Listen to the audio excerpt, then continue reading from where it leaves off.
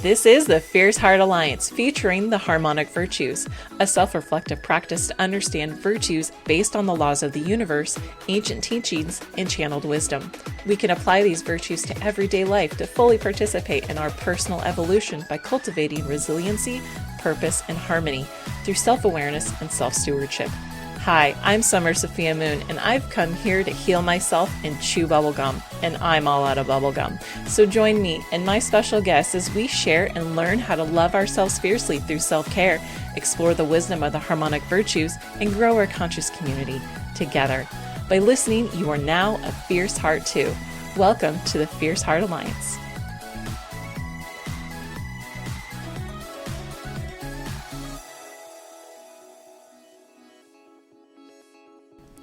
Before we begin today's topic, I'd like to say thank you to our listeners. You're always welcome here. Thank you to our ancestors, spirit guides, and friends who are assisting us today. May these words be a force for good and timelessly infused with light and held in the frequency of rose quartz and spread healing and peace around the world. May it connect to both our consciousness and unconsciousness for the highest and most benevolent outcomes for all. If there's any words left unsaid, we trust in spirit to make things right and let it gently ease into our consciousness as necessary for understanding in our own time, in our own way. And so it is. Thank you.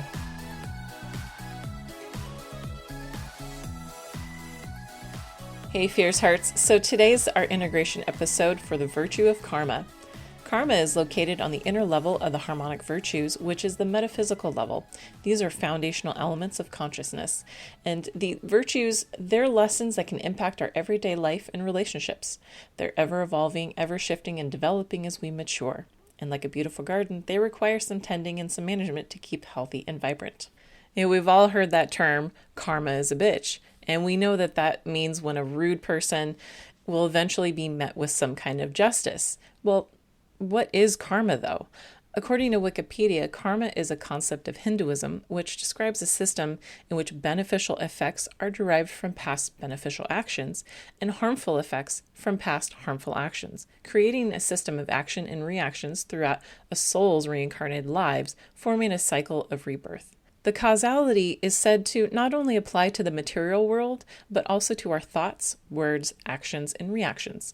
This is a cosmic and metaphysical principle that for every action there is a reaction and thus creates the universal law of consequence. Almost every spiritual belief has their own understanding and language to describe this principle, but the concept of karma is the most ubiquitous term, basically. Rather than going down all the paths of each religion and their belief structure around the concept, I want to keep this more of a bird's eye view of it as the soul and its journey. The Fierce Heart Alliance and the Harmonic Virtues is about taking the big picture of all these teachings and bringing it forth through essential messages to get to the heart of it.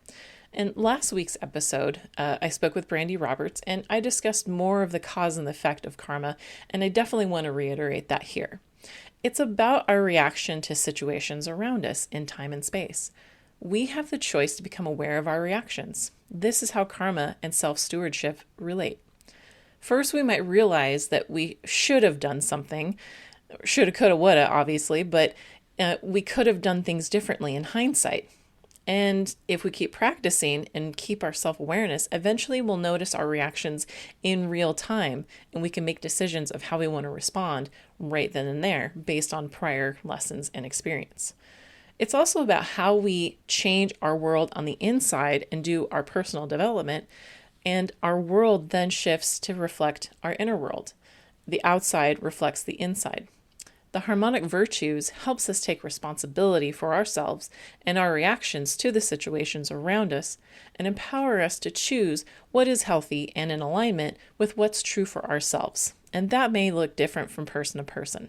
The other relating aspect of karma is the concept of reincarnation. Last week, I asked Brandy Roberts about her thoughts on the idea of past lives and why no one talks about future lives. And I thought I'd take a second to share some of my thoughts on the question. And before I go further, everyone has their own idea and beliefs about it, and take what resonates for you about karma and reincarnation. Maybe you believe that this is all there is, this life is all there is, and that's totally fine. I'm not here to convince you of anything. All I can do is share my experience, and I feel like I have a lot in regards to it. So if you don't subscribe to Past Lives, feel free to skip this episode or change to another one, but I'm about to get in some stories about my experience. So my perspective about the term past lives is that it's terminology to explain inexplainable phenomena. The question came up for me of why do people only talk about past lives and not future lives, is that it's all about in the perception of what the person is experiencing.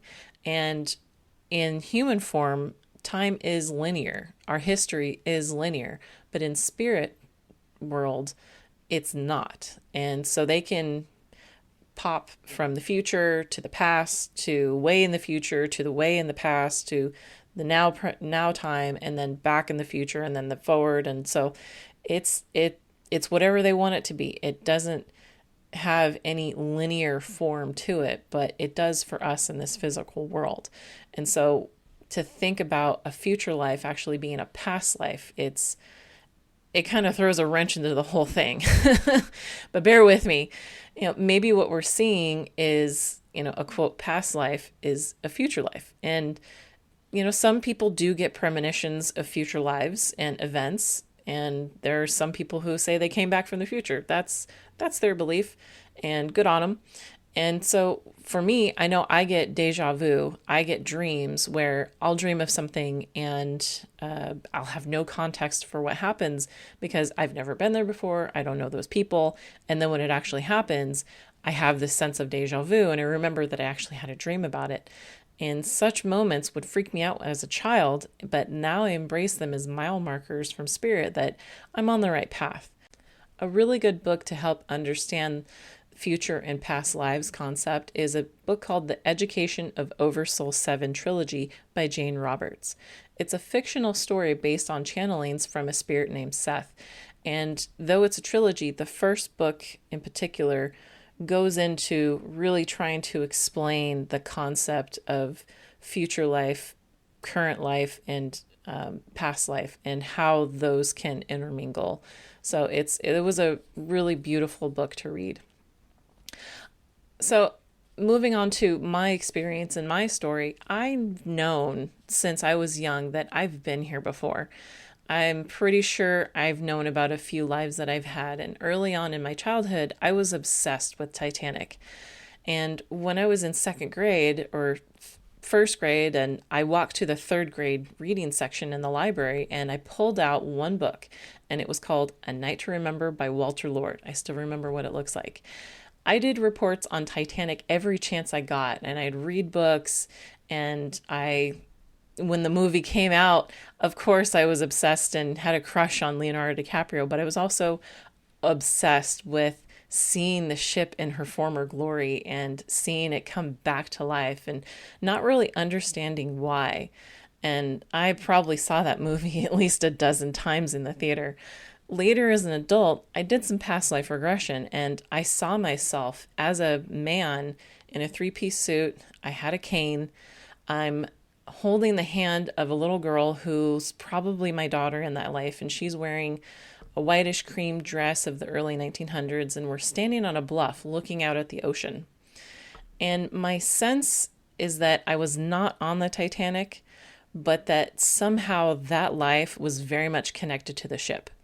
My other sense is that there was some connection to design, accounting, some connection with the White Star Line, so something along those lines. I haven't done any deep super dive into investigating it, nor am I interested in it. I feel like past life information should be like the weather or a commercial. You acknowledge it, you pay attention, and you also let it be. It's very important if you go down the road of past life and reincarnation and following that journey to not get sucked into the story of what happened, because then you could feel victimized and then you're trapped. The big takeaway is that I really want to press is that whatever happened in the previous life could be a lesson in this one, but we have the power to choose differently, and our power is love and forgiveness. So if you do feel called to go down the path and do some past life regressions with a therapist, do your past life a solid and forgive and send love. That heals and shifts your karma. Also, what lessons happened in that life that you can see happening in this one, that can give you a lesson to learn, because that's ultimately why we're here. And ideally, it could help you get to the root of one of the purposes of what you're learning here in this life. Other than the Titanic life, I've had several lives regarding spiritual persecution. This life included, but for very different reasons, and definitely non-life threatening ways, of course. And it still doesn't take away the sensitivity or the charge out of it, because recognizing the theme has helped me work on my own spirituality and paving my own spiritual path and finding my powers and my gift. And I feel that this is why Spirit is guiding me to bring forth the harmonic virtues to help me really step forward and push through and work through the fear and navigate those old wounds with love and courage. And so I have a few stories about that, but I want to share a funny story about past lives. So the story goes, I've always been spiritual throughout my whole life, but it wasn't really until 2010, 2011 when I had my first spontaneous Kundalini release. And so that kicked off the catalyst for me to start my deep diving and learning, and I was absorbing everything like a sponge, and I was deeply called to do a vision quest in 2014, and it's nothing like I've ever done before.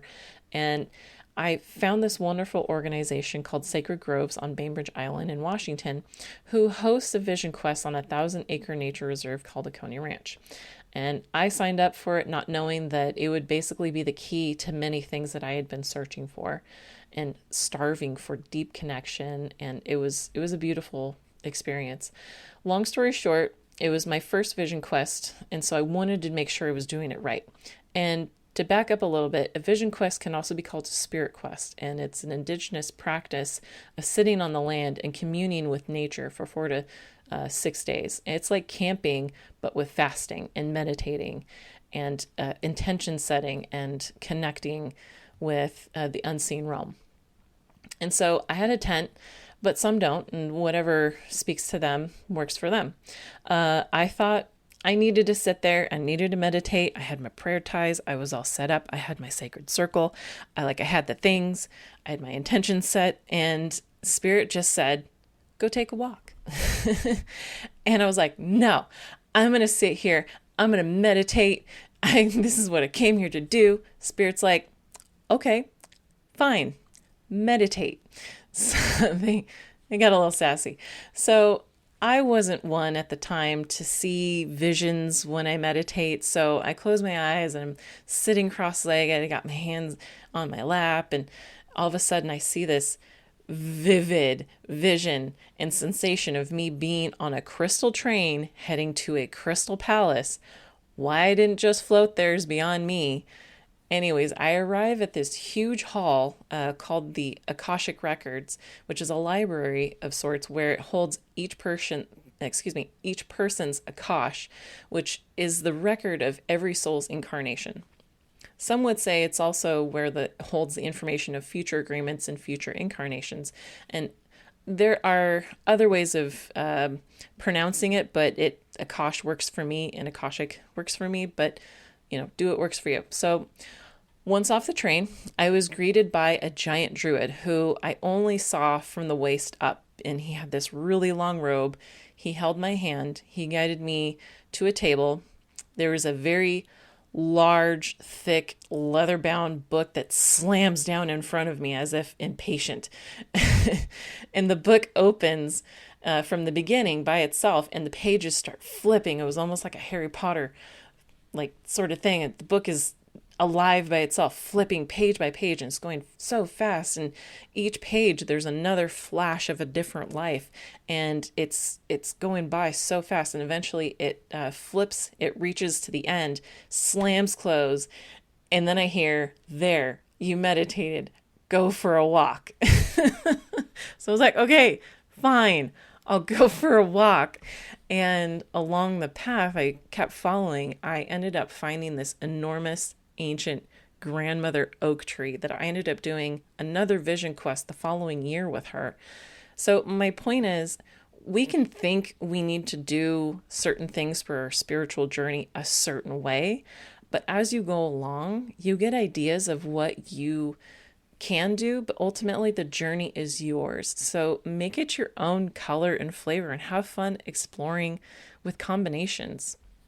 And there's so many different rabbit holes you can go down and come back up and try another one. And, whatever resonates for you is maybe what's up for you to check out. So one of my biggest recommendations is a used bookstore. They usually have some sort of spiritual, metaphysical area, and just peruse, see what sounds interesting to you, and get a couple books. They usually don't cost a whole lot, or write it down and check out Google and see what they have to say about it. But there's so many different aspects and arenas that you can check out, and there's usually a few books about past lives over there as well.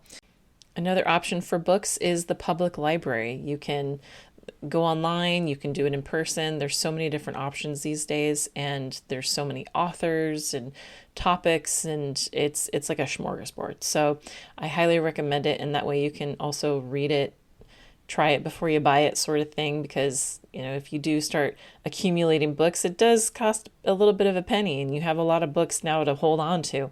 But renting it and then having to return it is also a really great option as well, and it's also cost effective. Two books that have been really helpful for me in my journey one is by Robert Schwartz. It's called Your Soul's Plan: Discovering the Real Meaning of the Life You Planned Before You Were Born. He's published a few books as mentioned, but this one he interviews people who've they think that they've had past lives, or they've had certain struggles, and with the help of a medium, they get more information about their current life situation, how that relates to the previous life. Another good book is called How to Uncover Your Past Lives by Ted Andrews. And honestly, anything from Ted Andrews is a must on your spiritual journey. And the links to both, actually all three books, will be in the show notes.